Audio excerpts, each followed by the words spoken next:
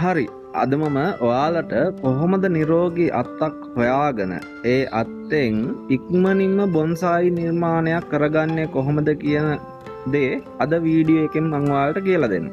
හරි අපි අද එහෙනම් වීඩියෝ එකට යමු.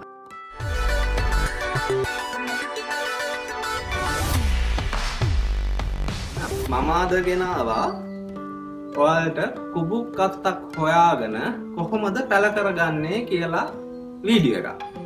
ඒ වීඩියෝ එකට කලින් මම ඔයාලට කියන්නම්කෝ අපි හැමෝටම කියන්නේ ගොඩාක් අයට තියෙන ප්‍රශ්නයක් තමයි කොහොමද බොන්සායි සඳහා සාකයක් තෝරගන්නේ සුදුසු සාකයක් තෝරගන්නේ කොහොමද කියන ප්‍රශ්නේ හැමෝටම තියෙනවා. එතකොට එක දෙයක් තමයි බොන්සායි සඳහා සුදුසු සාක තියෙනවා නුසුදුසු සාක තියෙනවා. ඒවා ගැන මම වෙන දවසක ලස්සන වීඩියෝ එකක් ඔයාලට ගෙනත් දෙන්නම්. මොකද ඒක ගොඩ දිග වීඩියෝ එකක්. ඒ නිසා ඒක ගැන වෙනම කියන්නම්. අද කියලා දෙන්නේ සුදුසු සාක මොනවාද නුසුදුසු සාක මොනවාද කියලා නෙමෙයි. අද මම කියලා දෙන්නේ මේ වගේ කඳක් බොන්සායි සාකයක කඳක් නිර්මාණය වුණ කඳක් හොයාගෙන කොහොමද පැල කරන්නේ කියලා තමයි අද මම ඔයාලට කියලා දෙන්නේ. එතකොට අද මේ වීඩියෝ එක සමහරක් අය ඉන්නවා බාගෙට නිර්මාණය වුණු බොන්සායි පැලයක් සකස් කරගන්න අකමැති අය ඉන්නවා. එයාලා කැමති පුංචි පැලයක් ගෙනල්ලා පොඩි කාලේ ඉඳන්ම නඩත්තු කරලා ඒක බොන්සායි සාකයක් විදියට නිර්මාණය කරගන්න ආස අය ඉන්නවා. අන්න ඒ අයට නම් නෙමෙයි අද වීඩියෝ එක. අද වීඩියෝ එක ගෙනත් තියෙන්නේ මඳක්. ඒ කියන්නේ මේ වගේ සාකයක කඳ සැකසුණු කඳක් කොහොමද අපි හොයාගන්නේ? හොයාගෙන ඒක පැල කරන්නේ කොහොමද කියන එක තමයි අද වීඩියෝ එකේ ගෙනත් තියෙන්නේ. ඒ නිසා ඔයාලට මම කලින් මේ කියන්නම්කෝ පැලයක් සිටවලා හදා ගන්නවට වඩා මේ වගේ නිර්මාණය වුණ හැඩතල සහිත මේ කඳ කෑල්ලක් ඔයාලත් හොයාගන්න බලන්න. ගොඩාක් තියෙනවා තාප්පවල තියෙනවා. ඔය ගොඩක් ගෙවල් වල තාප්පවල නුග කුලේ සාක තියෙන්නේ. ඒ කියන්නේ ඇහැටු ගස් තියෙනවා. ඒ ගස් උදුරලා විසි කරනවානේ. ඒ වගේ ලස්සනට කඳ කොටස නිර්මාණය වෙලා තියෙන්න පුළුවන්. ඔයාලා බලන්න අතු ගැන නෙමෙයි කඳ කොටස විතරක් බලලා ඒ කඳ කොටස ගැලපෙනවා නම් ඔයාලා ඒක ගලවගෙන ඇවිල්ලා අද මම මේ කියලා දෙනවා වගේ හිටව ගන්න බලන්න. අන්න එතකොට එහෙම නිර්මාණය වුණ කඳක් අපි අරගෙන සිටවුවාම අපිට සාමාන්‍ය අවුරුදු ගාණක් ඉතිරි වෙනවා. ඔයාලම හිතන්නකෝ මේ වගේ ලොකුවට පොඩි පැලයක් හිටවලා මේ ගානට කඳ කොටස නිර්මාණය කරගන්න ගියොත් අපිට අවුරුදු කීයක් යනවද කියලා ඔයාලම හිතන්නකෝ. එතකොට අවුරුදු 2-3ක්ම යයි මේ විදියට නිර්මාණය කරගන්න. මේ විදියට නිර්මාණය කරගන්න යන කාලේ අපිට ඇත්තටම ඉතුරු වෙන්නේ මේ විදියට සුදුසු පැලයක් හොයාගෙන හිටව ගන්න. ඉතින් අපිට කාලය ඉතුරු වෙන්නේ නැද්ද? ඇත්තටම කාලය කියන්නේ අපි ගොඩ වටින දෙයක්නේ.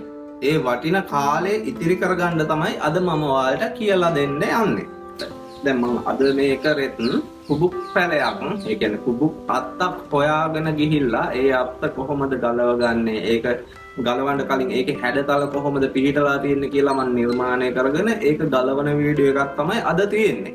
ඒ නිසා වැඩි කතා නැතුව අපි යමුකෝ රවුමක් දාලා එන්න. ඔයාලා මේ ඇලක් ළඟට පුළුවන් තරම් එන්න බලන්න. මොකද ඇලවල් ලයිනේ ඕනේ තරම් අපිට පැල හොයා ගන්න පුළුවන්. මේ කියලා මේ ගස් වලට හානි කරන්න යන්න එපා.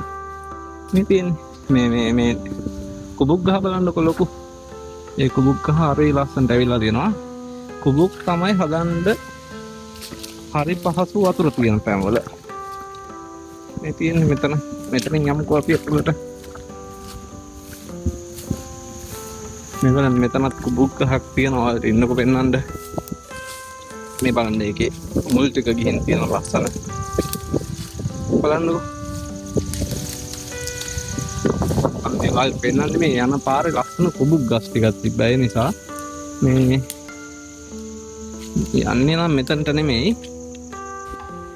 තව එකක් මම ඔයාලට පෙන්නන්නකො. මේ කුබුක් ගහේ විශාලත්වය බලන්නකො. මෙන්න මේ රූස්ස පෙනුම තමයි අපි අපේ බොන්සායි සාකයෙන් ගන්න ඕනේ. ඒ නිසා අයිඩියා එකක් එන්න මම මේ ගහ පෙන්නන්න ඔයාලට. මේ වගේ අතු බෙදිලා ලස්සනට හැඩතල එන මේ සාකයේ කඳ කොටසක් තමයි අපි ඇත්තටම හොයාගන්න ඕනේ. එහෙම හොයාගත්තාම අපේ කාලේ ඇත්තටම ඉතුරුයි. නැත්තම් මේ වගේ ලොකුවට අපේ මේ වගේ පෙනුම තියෙන කඳක් නිර්මාණය කරගන්න අවුරුදු ගාණක් යනවා. ඒ නිසා තමයි අපි නිර්මාණය වුණු කඳ කෑල්ලක් හොයාගන්න බලන්නේ උත්සාහ කරන්නේ. මම යන පාරේ තියෙන නිසා ඔයාලට මේ පෙන්නගෙන යන්නේ. මේ මෙතන කුබුක් ගහක් තියෙනවා බලන්න ලොකු. ඒක නම් ගොඩාක් ලොකු කුබුක් ගහක්. මේ බලන්න. සෑහෙන ලොකු වෙලා. මේ වගේ තැන් වලින් ඔයාලා මේ පැල ගැලවුවට නම් කමක් නැහැ. මේ ඇලේ තියෙන ඒවා නම් කැලේ ඇතුලේ තියෙන පැල නම් ගලවන්න යන්න එපා මං නම් කියන්නේ. මොකද පරිසරයට ආදරය කරන්න. පරිසරයට ආදරය කරොත් තමයි අපිට මේ කලාව ලස්සනට කරගෙන යන්න පුළුවන්. හරි මම මෙතන ඔයාලට පෙන්නන්නේ මෙතන ලස්සන නිසා අපි යන්කෝ අවශ්‍ය තැනට. හරි මට ඕනේ තැනට දැන් මම ආවා. මේවා අපි ඔය කලින් හිටවපු කුබුක් ගස්. එතකොට දැන් අවුරුදු 3කට කලින් හිටවපු කුබුක් ගස් මේක වැවක් තියෙන්නේ. වැව ළඟ අපි කුබුක් ගස් හිටවලා තිබ්බේ දැන් අවුරුදු 3කට කලින්. අන්න ඒ වගේ එකක් තෝරගන්න තමයි මම ආවේ. අර නිකන් තියෙන මේ පරිසරයට අවශ්‍ය කල ඔයාලා ගලවන්න යන්න එපා. දැන් ඔයාලට මම වැඩක් පෙන්නන්නකො. මේ තියෙන්නේ හිටවපු කුබුක් කැලයක්. මේ තියෙන්නේ ඒක. දැන් සාමාන්‍යයෙන් වැවක් අයිනේ. කුබුක් කැලයක් හිටවුවම ඒකට ඕනේ තරම් පෝෂණය තියෙනවානේ. පෝෂණය තියෙන නිසා ඒක හොඳට අතු බෙදිලා හොඳ ලස්සනට එනවා. මේ බලන්නකො විශේෂත්වයේ මේ කැලලට වහින කාලෙට හොඳට වතුර අල්ලනවා. එතකොට සාමාන්‍යයෙන් මේ ගහේ මේ ගානට වගේ වතුර පිරෙනවා. එහෙම වුණාම ඒ වගේ මුල් එනවා පිටපැත්තට. ඒ අත්තිනුත් එක්ක මුල් එනවා. මේ තියෙන්නේ ඇවිල්ලා අන්න අතනක් තියෙන එකක් අපි ඒක යන්කො මෙතන නම් සුදුසු පැලයක් නැහැ. අන්න ඒ වගේ එකක් තමයි අපි කපා ගන්න ඕනේ. මේකෙත් තියෙන්නේ මේ මුල් උඩට ඇවිල්ලා මේ තියෙන්නේ මුල් උඩට ඇවිල්ලා තියෙන්නේ. එතකොට මේකෙත් අපි බලමු හැඩතලයක් තියෙන අත්තු කෑල්ලක් තමයි අපි සාමාන්‍ය කපා ගන්න ඕනේ. මේ මෙතනත් නැහැ එහෙම එකක්. ඉන්නකො අතන ගහක් තියෙනවා. ඒකට යමුකෝ අපි. අතරින් ගන්න ඕනේ. මොකද අපි ගොඩ කාලයක් යනවනේ සාමාන්‍ය පොඩි පැලයක් හිටවලා අතු ගන්න. මේකේ නම් තියෙනවා එහෙම අතු කෑල්ල. මේ තියෙන්නේ මේ වගේ ඔයාලත් හිටව ගන්න වැවක් අයිනෙන් හරි සාමාන්‍ය කුඹුරක් අයිනෙන් හරි ඔයාලට සුදුසු තැනකින් ඇලක් ළඟින් හරි එතකොට ගඟක් අයිනෙන් හරි හිටව ගත්තාම මේ වගේ ලස්සනට ඒව හැදිලා එනවා. කුබුක් තමයි මන්නම් කියන්නේ හිටව ගන්න කියලා. හරි මේ වැඩේ කරමුකෝ අපි.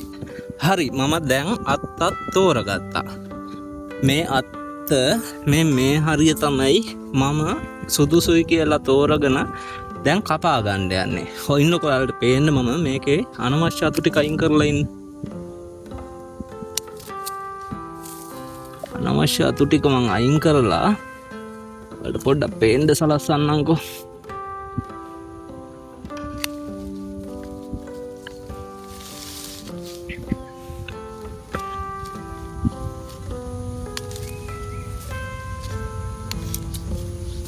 හරි දැන් පේනවනේ ඔයාලට.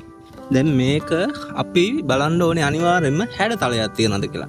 මේ අත්තේ බලන්නකො ලස්සනට මෙහෙම හැඩතල කීපයක්ම තියෙනවා. එතකොට අපි ඒ හැඩතල වලට තමයි බලලා ගැලපෙනවද ඒ අතු කැවැල්ල. අපිට බොන්සයි සාකයක් නිර්මාණය කරගන්න පුළුවන්ද කියලා බලලා තමයි අපි ඒ අතු කැබැල්ල කපා ගන්න. මොකද ඇත්තටම මේ ප්‍රමාණයට අපි පුංචි පැලයක් හිටවලා මේ ප්‍රමාණයට කඳ මහත් කරගන්න කොච්චර කාලයක් යනවද කියලා ඔයාලම හිතන්නකෝ.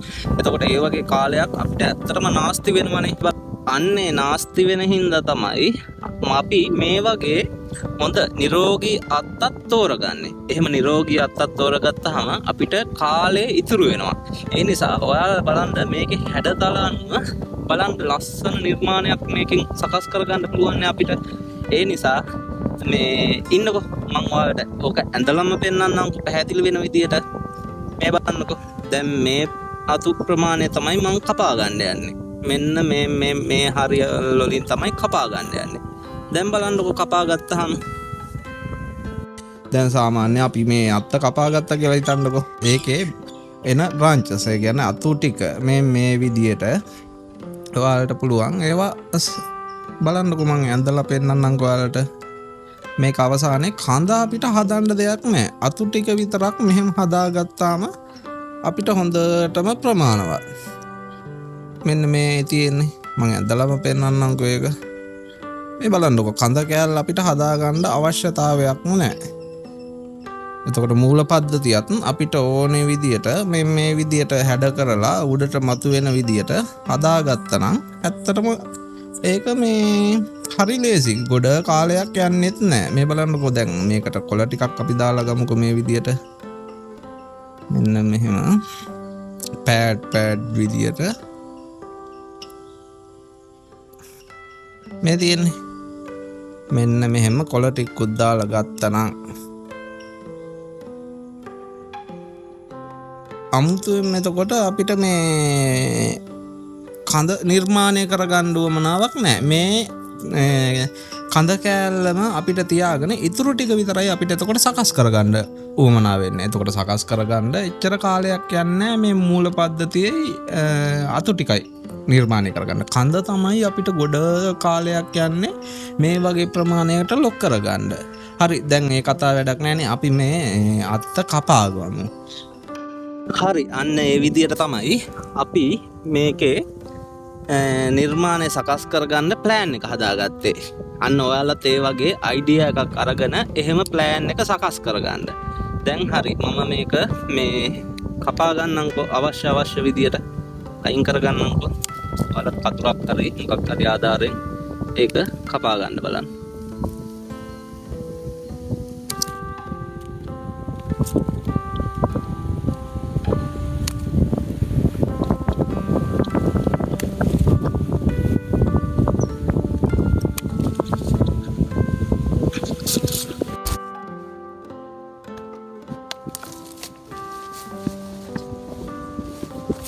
ගහට හානි නොකර කපා ගන්න බලන්න පුළුවන් තරම්.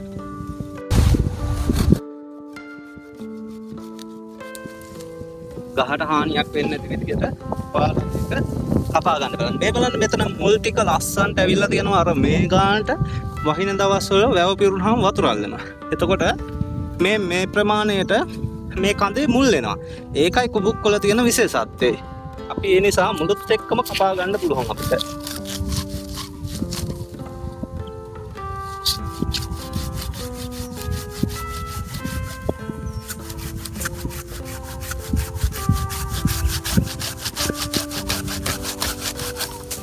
හරි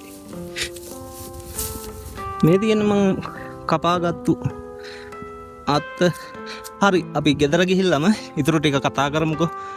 ඔන්න මම ගෙදර ආවා. මම ගලවගෙන ආපු කුබුක් අතු කැබැල්ල. අපි ඒක හිටවන විදිය පොඩ්ඩක් හරියටම තේරුම් ගමු. හරිද? මම මුලින්ම කියන්නම්කෝ.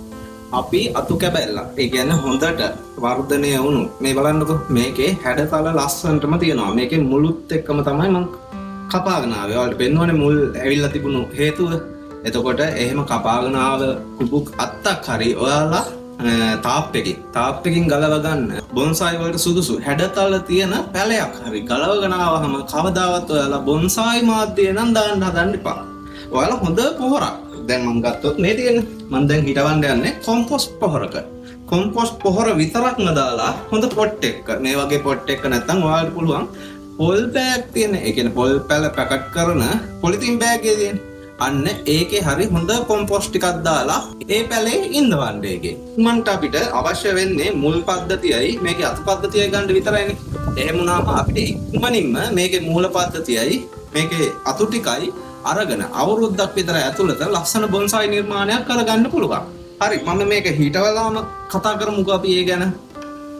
මම මේ පොට් එකට පස් ටිකක් පුරව ගත්තා කලින්ම පුරවගෙන අපි මේ පොට් එකේ මේකේ හැඩතල තියෙනවානේ හැඩතල පිහිටලා තියෙනවා. අපි එතකොට මෙහෙම කෙලින් හිටවුවාම ඒක අපිට නිර්මාණය කරගන්න පුළුවන්ද කියලා බලලා එහෙම හැම පැලයක්ම කෙලින් හිටවන්න යන්න එපා ඔයාලා.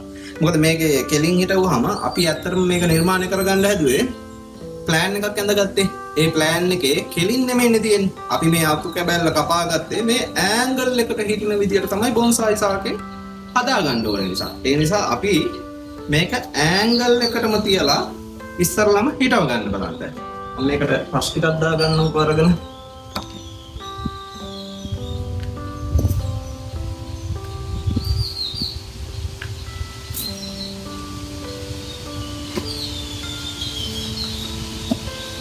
හරි. පුළුවන් නම් ඔයාලා මේක ඇන්ගල් එකට හිටව ගත්තාම සාමාන්‍යයෙන් මේ අපි අත්තක් කපාගෙන ආවම හරි ලොකු පැලයක් ගලවගෙන ආවම හරි අපි මේක මේ නිකම්ම හිටවලා මේ විදියට තියන්නේ නැහැ. එතකොට අපි මේක සාමාන්‍ය ආධාරකයක් දෙන්න ඕනේ මේකට මේ හරියට අල්ලගෙන තියාගන්න. අපි මේ විදියට මේ කෝටු කෑල්ලක් අරගෙන මේකට ආධාර මොකද ඇන්ගල් එකකටනේ අපි හිටවන්නේ. ඇන්ගල් එකට හිටවලා වතුර දාපු ගමන් මේක කඩාගෙන වැටෙනවා මේ පැත්තට. ඒ නිසා කඩාගෙන වැටෙන්න දෙන්නේ නැති වෙන්න මේක හොඳට පස් ටික දාලා තද කරලා ඇන්ගල් එකට මේකට කෝටු කෑල්ලක් ඇනලා කම්බියකින් හරි ලණු කෑල්ලකින් හරි ඔයාලට පහසු දෙයකින් හොඳට මේක බැඳ ගන්න. බැඳගත්තාම පහළට යන්න බලන්නේ නැහැ. මේක විතරක් නෙමෙයි ඔයාලා අලුතෙන් මොකක් හරි පැලයක් ගෙනල්ලා සිටුවනවා නම් අනිවාර්යයෙන්ම රඳවණයකින් හොඳට ගැට ගහන්න. මොකද මූල පද්ධතිය මේ වර්ධනය වීගෙන මේ පසට සම්බන්ධ වෙද්දී මේ අතු කැබැල්ල එළවෙන්න ගත්තොත් අනිවාර්යයෙන්ම මේක සවුත් වෙන්න පුළුවන්. ඒ නිසා ඔයාලත් අනිවාර්යයෙන්ම මේ මොකක් හරි ආධාරකයක් මගින් මේක හොඳට ෆික්ස් කරන්න. හරි.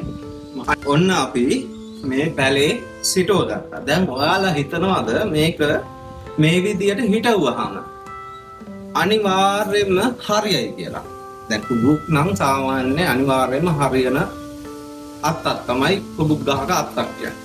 නමුත් සමහරක් සාක තියෙනවා අපි ඒ වගේ මුල් එක පැලේ ගලවගෙන ඇවිල්ලා හිටවුවාම මැරෙන්න බලනවා. දැන් ඒ නිසා ඔයාලට කියන්න පුළුවන්ද හරියටම මේ සාකය 100%ක්ම සාර්ථකයි. සිටවුවාම අනිවාර්යයෙන්ම මේක මැරෙන්නේ නැහැ. මේක අනිවාර්යයෙන්ම හරියනවා කියලා කියන්න පුළුවන්ද? එහෙම කියන්න බෑ. මෙහෙම තියනවා නම් කවදාවත් එහෙම කියන්න බෑ. සාමාන්‍ය මැරෙන්නත් පුළුවන්, හරියන්නත් පුළුවන්. ඔයාලට හැබැයි මම අද කියලා දෙන්නම් 100%ක්ම මේක අනිවාර්යයෙන්ම හරියන ක්‍රමයක්. ඒකට ගන්න ඕනේ පොලිතීන් එකක්. පොලිතීන් එකක් අරගෙන මේ වගේ පොලිතීන් එකක් අරගෙන ඒක පිටුවපු ගාම වතුර ටිකක් දාන්න. ඉස්සරලම වතුර ටිකක් දාන්න මේ පොට්ටියේ ගානටම මේ පොට් එකේ ගානටම සොපින් එක බස් වෙනවා නම් වතුර ටිකක් දාන්න. අද මම ගෙනාපු මේ පොලිතීන් නුරේ මේ පොට් එකේ ගානටම නැහැ. ඒ නිසා මම කඳ විතරක් ආවරණය කරගන්නවා. මේ විදියට.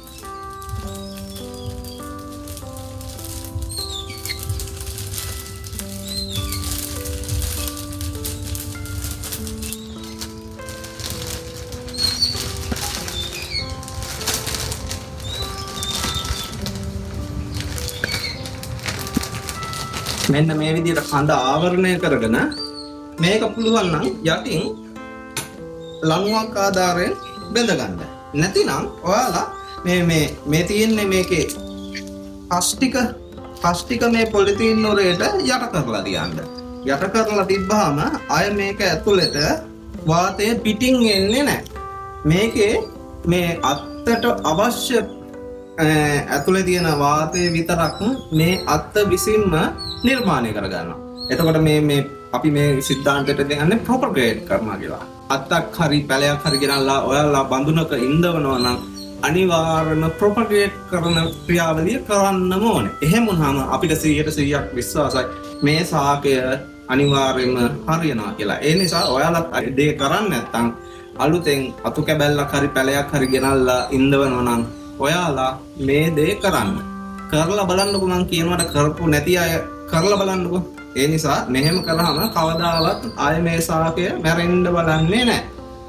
ඒ නිසා හරි.